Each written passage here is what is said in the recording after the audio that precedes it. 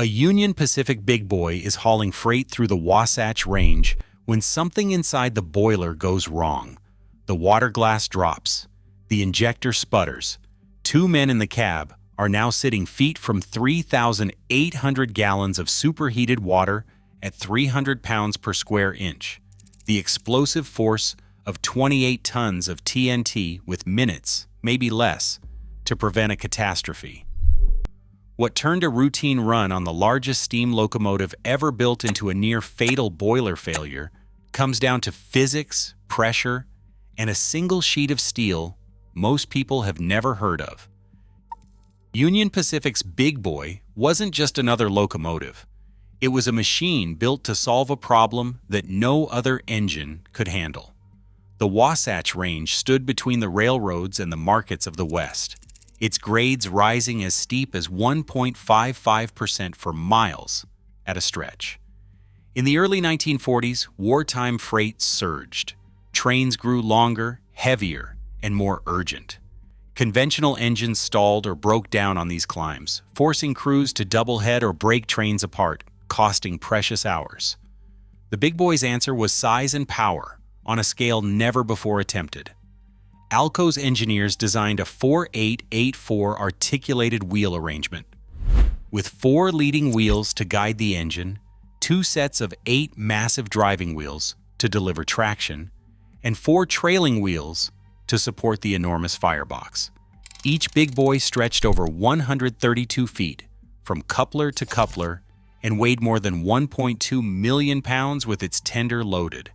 The boiler alone measured nearly 23 feet long and over 9 feet in diameter, holding 3,800 gallons of water under 300 pounds per square inch of pressure. This was not overkill. On the Wasatch, a Big Boy needed every ounce of its 135,000 pounds of tractive effort just to keep a freight train moving at 25 miles per hour. The firebox, stoked mechanically, burned through tons of coal every hour to maintain the steam needed for the climb. The locomotive's articulated frame allowed it to snake through mountain curves that would have derailed stiffer engines, while its huge driving wheels clawed for grip on the rails. But with this power came a new kind of risk. The sheer volume of water and steam inside the boiler meant that any mistake, any lapse in attention, could unleash forces far beyond what smaller engines ever contained. For the men in the cab, keeping the Big Boy moving was not just a matter of skill.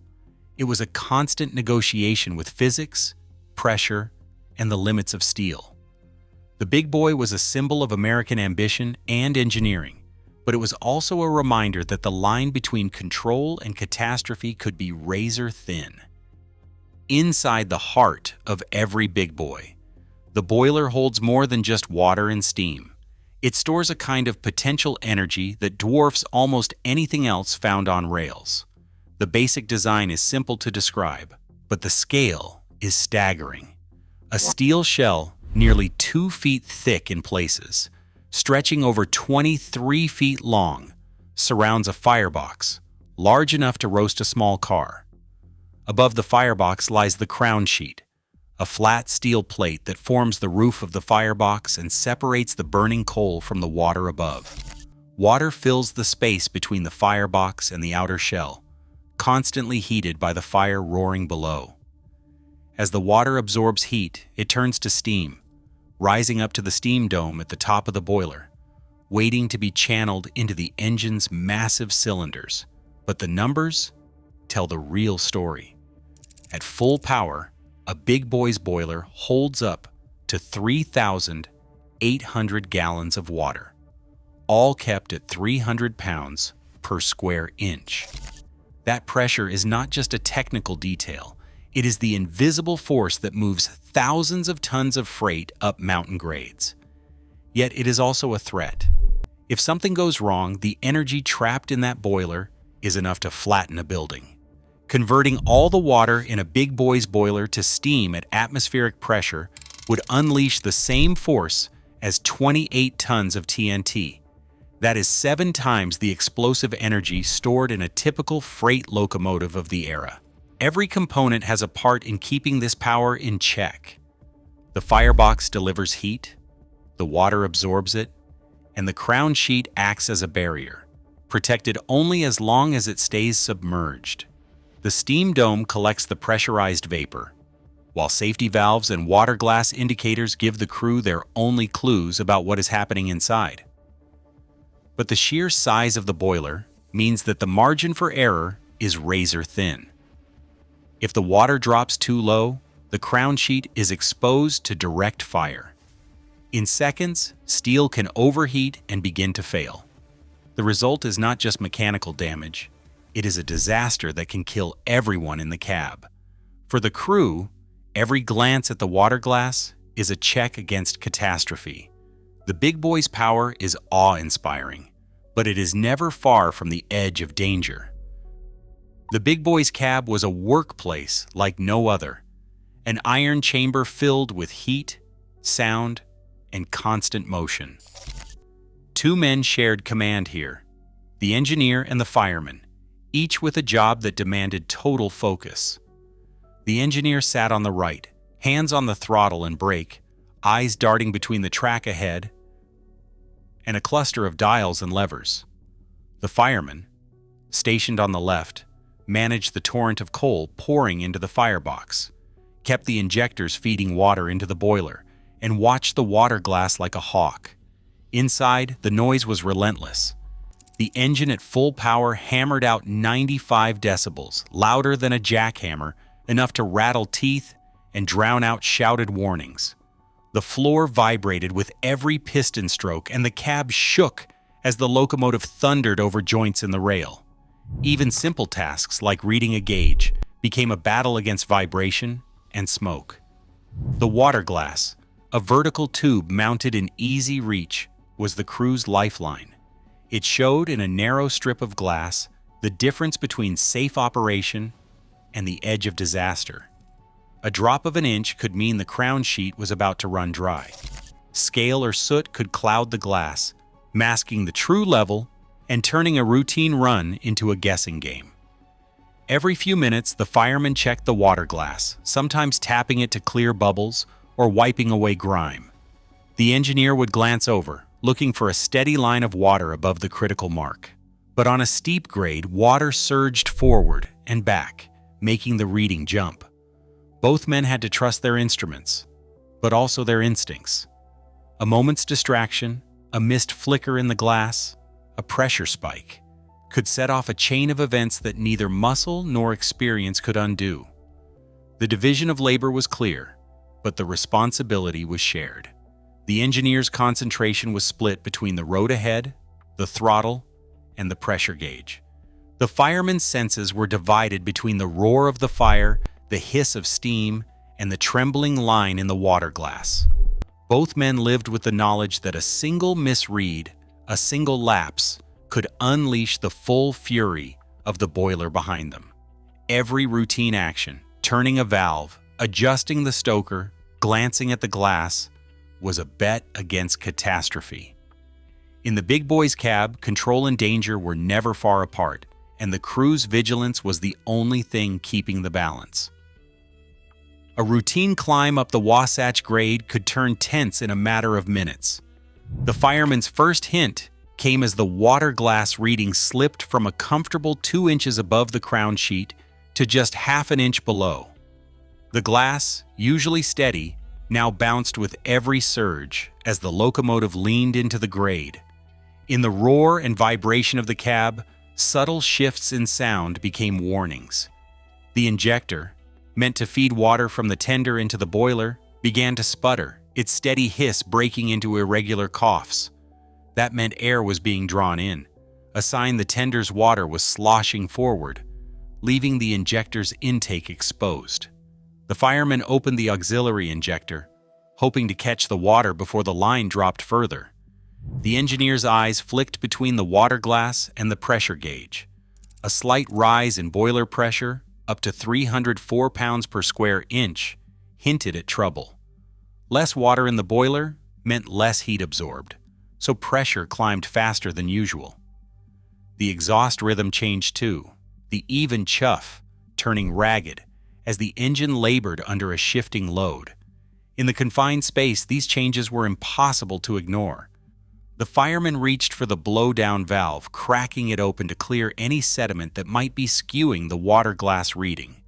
A cloud of steam shot out, but the glass stayed stubbornly low. Minutes dragged. The glass, now barely showing water above the critical line, was clouded by a film of scale. Common enough, but dangerous now. The engineer called out, "Low water!"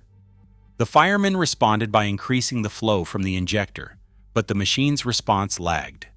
The boiler pressure, instead of dropping, spiked again. The safety valve lifted with a sharp, metallic hiss, venting steam to relieve the excess. In the firebox, the roar of burning coal grew harsher as the stoker kept up its relentless feed. The crew's senses were on high alert. Every change, a cough from the injector, a flicker in the glass, a sudden spike in pressure felt like a countdown. The fireman wiped the glass, tapped it, and tried to peer through the haze, but the reading stayed just above the danger line, never settling. The engineer's grip tightened on the throttle. Every muscle braced for the next sign of trouble. 10 minutes earlier, everything had been routine. Now, with the margin for error vanishing, the cab was a pressure cooker in every sense.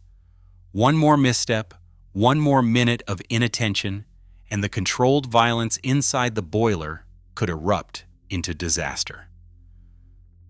The crown sheet stands at the heart of every steam locomotive's danger zone. It forms the roof of the firebox, the thin steel plate separating the roaring fire below from the water above. As long as water covers this surface, the metal stays cool, even with flames reaching 1,500 degrees Fahrenheit just inches away. But if the water level slips, the crown sheet is exposed directly to that heat. Within seconds, the temperature of the steel can soar past 1,000 degrees. At around 1,800 degrees, the steel begins to lose its strength, and the stay bolts, thick rods holding the crown sheet in place, start to stretch and creep. The big boy's crown sheet stretched nearly 8 feet long, supported by a dense grid of stay bolts spaced 2 inches apart. This design spread the immense pressure evenly, but it also meant that any weakness, any dry spot, could set off a chain reaction. The first sign of trouble comes from the fusible plug, a small brass fitting filled with an alloy that melts at about 400 degrees Fahrenheit. If the crown sheet gets too hot, the plug melts, releasing a jet of steam into the firebox as a last warning to the crew.